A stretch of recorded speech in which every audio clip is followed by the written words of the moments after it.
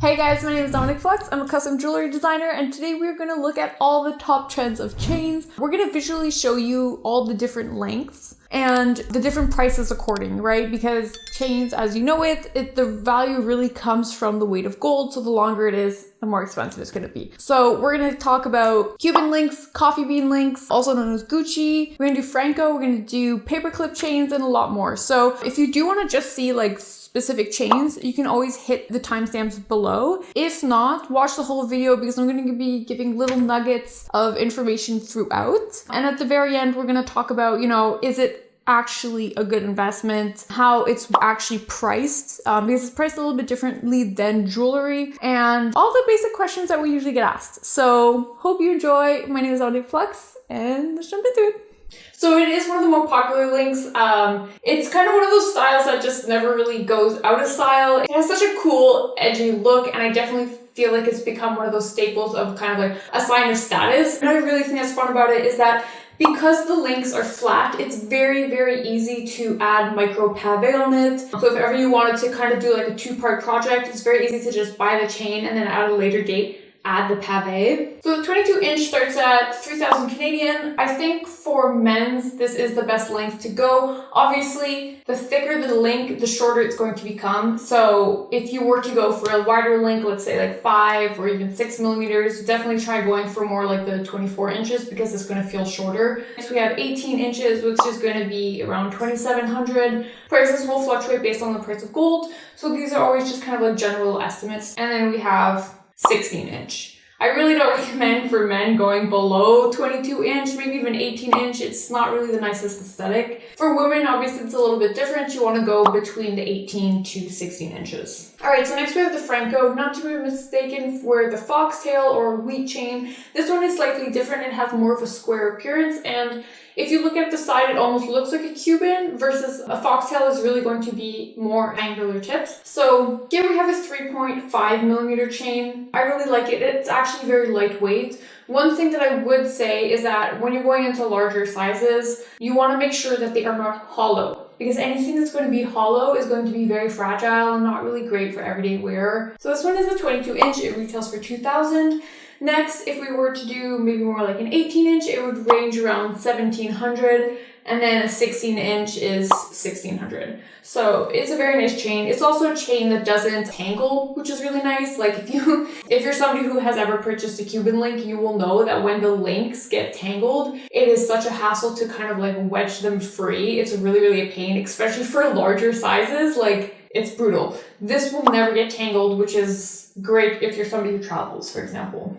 It's also a link that, like I said, is 3.5 millimeters, and so it looks very thick, but it's actually very super lightweight, which is very nice. All right, next we have the solid anchor chain. So there are different types of anchor chains. There are ones that have like a kind of like a bar in the middle. This one is a solid anchor chain, so it is not the same. I really like this one because it has a very angular chain links, almost kind of like a diamond cut Tiffany. It has very angular cut sides, which I think looks super edgy, super cool. It's definitely a unisex chain. It can be worn by women or men, and it's just kind of like this like grungy elegance.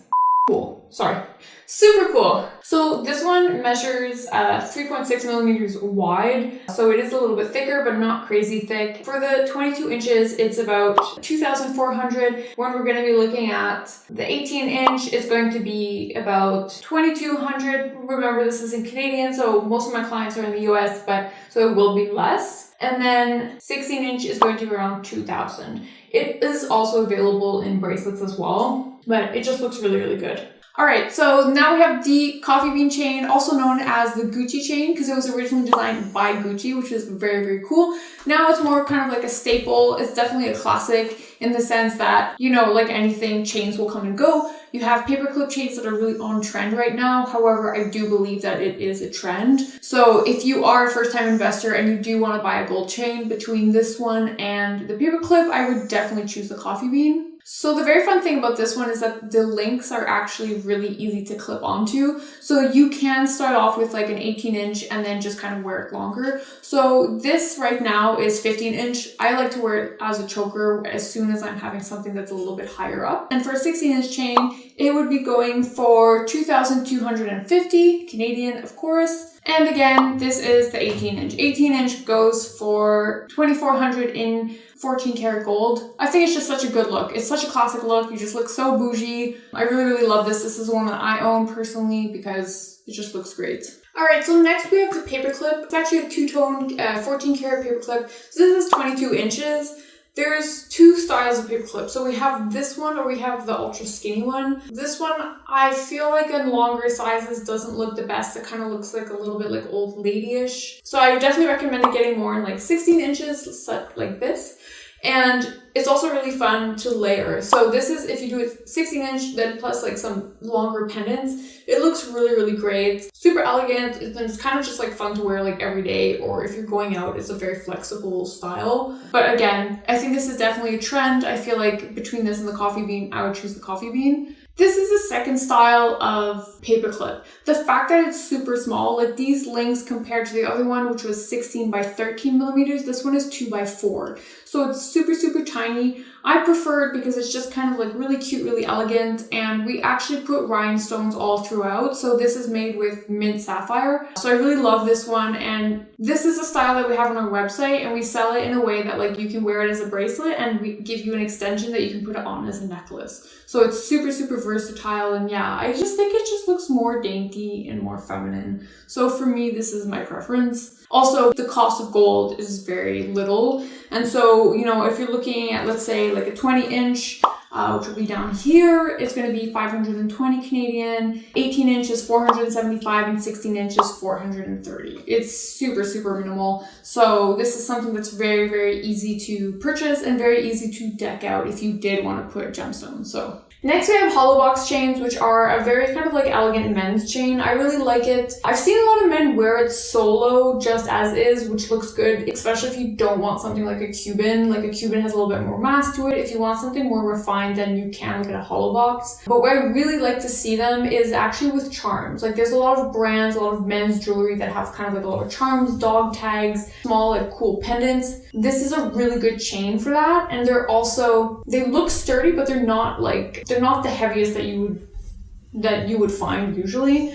So like for a 22 inch, it's $1,150. For an 18 inch, $950, and 16 inch goes for $845. So it's very reasonable. And again, if you're looking for something with a pendant, a charm, or any kind of like accent stones, whatever, this is a really good option for you. So there are also a lot more chains out there, you know, but I didn't really mention them because I feel like they're kind of like out of date. They don't look very good in my personal opinion. Like for example, you have the rope chain. I hate rope chains. They look super outdated. For me, they always feel like it looks cheap because a lot of them are actually going to be hollowed out. And so even if they look big, I know for a fact that they're just like light as a feather. So I don't know. I don't like them. This Figaro chains, I feel like, again, they're out of date. Sometimes it can look okay for like a woman's bracelet or something, but I'm not really a fan. Of course, everything kind of comes and goes in trends. So again, what's popular today may not be popular tomorrow. So at the end of the day, you want to find something that you like. But today we did the most popular.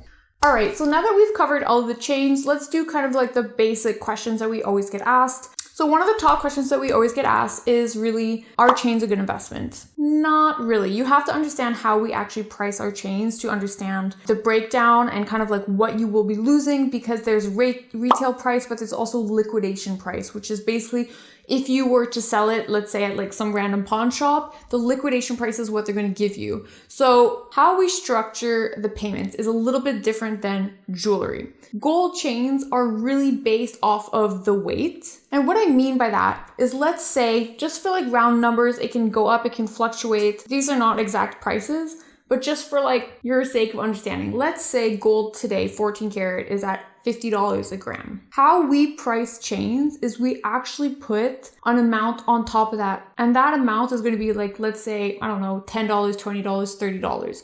So that $50 a gram now becomes, let's say, $75 a gram. And then we multiply it by the weight of the necklace, and that is how it is sold to you, right? So that's going to become the retail price. That's why, you know, if you buy gold on a day that the market is up, then you're going to be spending more, versus if it's lower, then you're going to be paying less, right? So it really depends on the cost of the day. And then you have to understand liquidation value. If you were to sell it at, like, let's say a pawn shop, they're going to give you scrap value, which is below the cost of gold. So let's say it's $50 a gram, they're actually going to give it to you probably at $40 a gram. So you could be losing a bit of money. That's why, you know, is chains a good investment?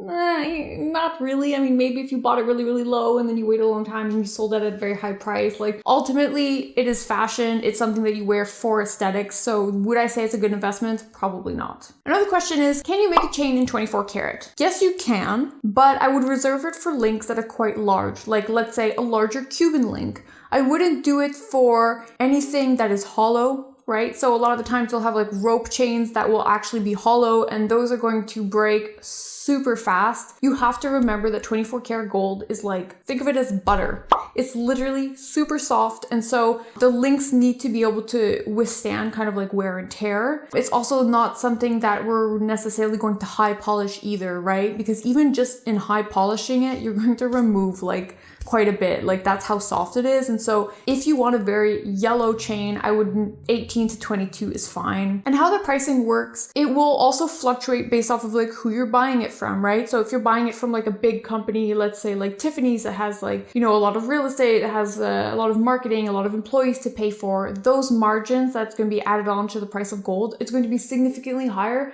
than some like random dude working in his basement by himself. Another thing when buying that's really important is don't focus on so much the millimeters, but the weight of the actual necklace. Why is this important? Because like in most things in jewelry, there isn't necessarily always a standard. So let's say you go on one person's website and the link is, let's say 2x4 millimeters, and then you go on somebody else's, it's 2x4 millimeters, but it's more expensive. Well, it's maybe actually because their link is the same dimension in width and length, but it's actually thicker. And so the weight in gold is going to be more. And on that note, if you are looking for something specific, go on our website, check it out. But I highly recommend you just reaching out to us. All the links are down below. You can send me a DM, you can send me an email. I always get back to you within the hour. And the reason why is because, like, even for me, I don't always have time to change the prices on the website. Like, my team and I were very busy, and so, you know, if there's a day that gold is very low, well, the website's not necessarily going to be adjusted that day. If you want to get a lower price point, send me a DM. I will happily provide you a quote of that day, the new price, and then we can finalize it and ship it out to you. So to end this, I'd really love to know which one is your favorite. Also, if you do like short form content, we do have a whole Instagram of kind of like more like 1 minute long videos. So hope you enjoy. Thanks for watching. Bye.